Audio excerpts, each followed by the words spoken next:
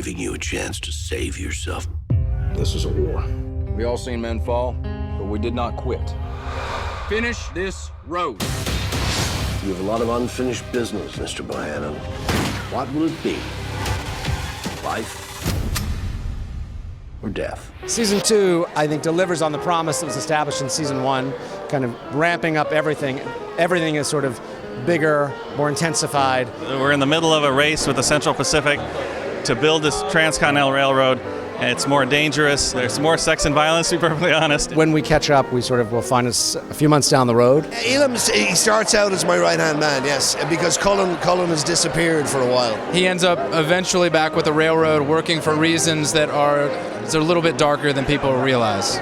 Durant goes back east, and when he returns, the wife comes with him. The railroad is his baby. With him, he's very pragmatic. It's about getting the railroad built.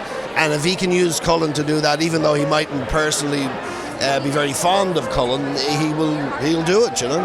Hell on Wheels is about ambition, and nobody is exempted. Cullen Bohannon, I think the dark little secret we're going to come across this season is that Cullen Bohannon is ambitious. This is the season where Cullen Bohannon sort of has to make a choice. Am I a railroad man or am I not? And he's going to take on the task of building the railroad. His relationship with Lily Bell is going to blossom, and this is a big, important season for him. Tell us what's coming up with Lily this year. She's working for the railroad in the second season. In the beginning, her ambition was to fulfill her husband's dream.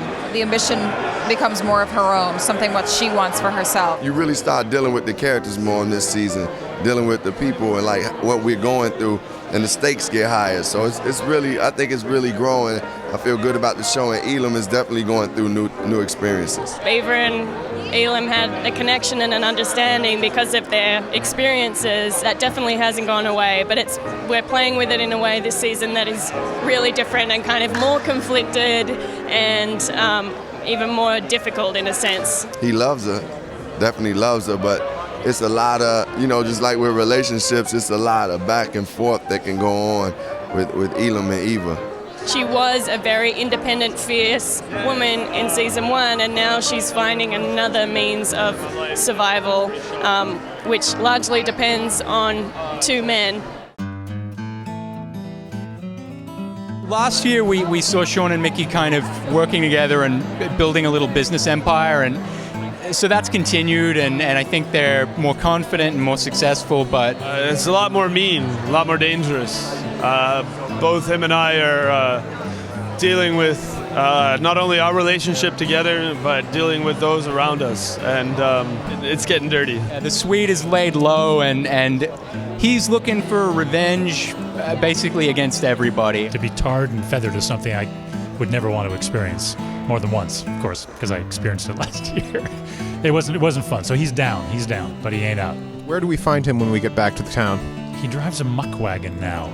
He has a mountain of Hell on Wheels refuse that he lives next to that's perpetually smoking and fermenting. The Swede comes and asks me for his old job back, and I kind of say, well, sorry, pal, no. I would not bet against the Swede, that's all I'm going to say. I think you're seeing the sort of deepening of the intensity of the relationships.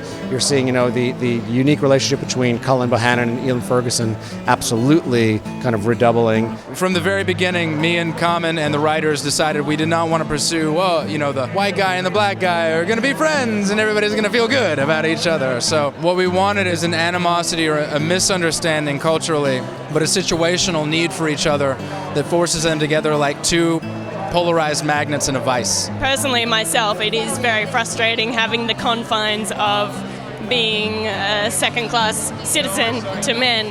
But I think that's what's interesting about the show, and it's the same with, people from different racial backgrounds. So the African Americans, the Native Americans, they're all considered inferior to, Durant, for example, who's running the show, and, he's the white guy who's in control with the money, and it just explores prejudice in a way that I don't think we've seen for a long time.